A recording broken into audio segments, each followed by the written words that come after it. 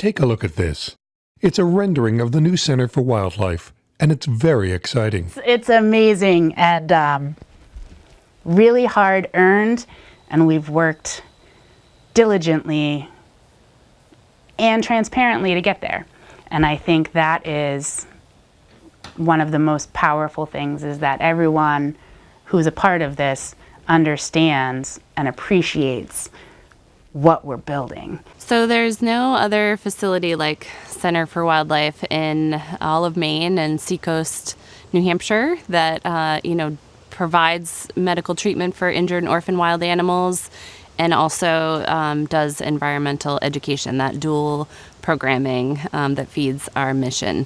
And people hear the word wildlife rehabilitation, but when they come to the Center for Wildlife in our new facility, they're going to be able to see in the lobby an exam happening with a red-tailed hawk and see how people work on the bones and the physiology and how different it is from ours and how unique it is and how difficult it is to do that kind of intricate work, and how wildlife rely on us as humans to provide that balance when they become injured. When we went to the planning board, they were so supportive of this project because a few things that they stated were, there's no place like this for our region to bring field trips and have an auditorium and have a presentation at a place that is has its finger on the pulse of wildlife and environmental health. The new space will provide ample opportunity for larger groups of people to come in.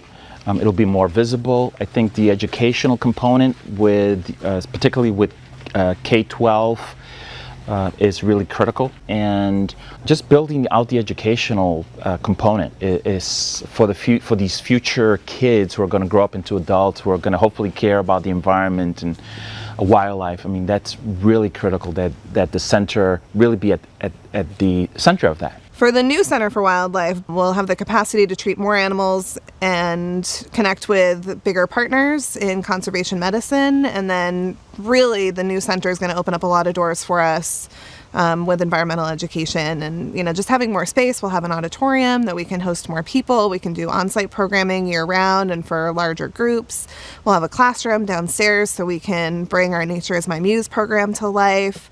We'll have the opportunity to do, a lot of mindfulness work and retreats for either, business partners or local businesses and corporations, or even just private events. And, I'm envisioning doing yoga alongside Freya or Peregrine Falcon, or taking a nice meandering walk through the woods on our nature trails with Henry. One of the philosophies of our education and our outreach is that you don't have to have all geothermal or have these unattainable efforts in order to walk softly on the landscape or to coexist with wildlife. And we are practicing what we preach with the new building. So we will have a rain garden that will diffuse runoff from the driveways and from the roof. We'll have pollinator and wildlife gardens that will help to buffer other species that might be struggling because their natural foods and those first foods that they rely on every spring in order to, breed and have a healthy population that they are losing. We're going to make sure that that is present at the Center for Wildlife to bolster those populations.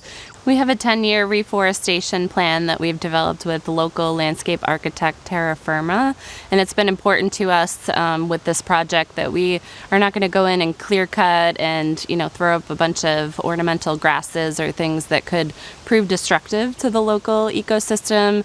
We are going to clear only what we need for the building and the parking lot, and replant native shrubs and trees. We are also working with a local solar company to install a solar array that will take care of all of our electricity, so we will be net zero. Our Nature Discovery Center, we have plans for, and we're working with Maine Inland Fisheries and Wildlife to have a real-life replica of a vernal pool. So kids will be able to, put nets in, and adults, and see what kind of special animals and species live in these really magical habitats and how they connect to our upland forests, and how humans are connected to and rely on these hidden species that we would otherwise never know about. For the past year or so, we've been working with McHenry Architecture out of Portsmouth and developing a design based on the Center for Wildlife's needs, what they want in their future home,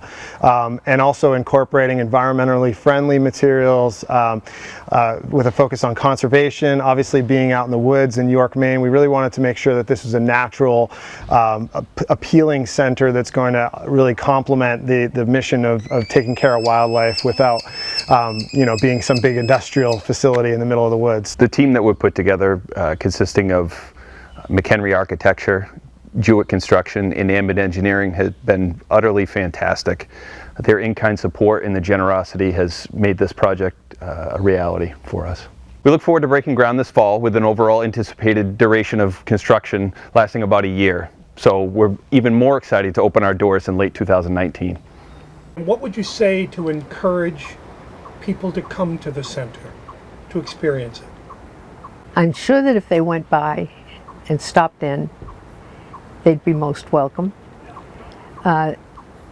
If they took a look at how crowded things are, they'd be amazed that people can actually help these little creatures.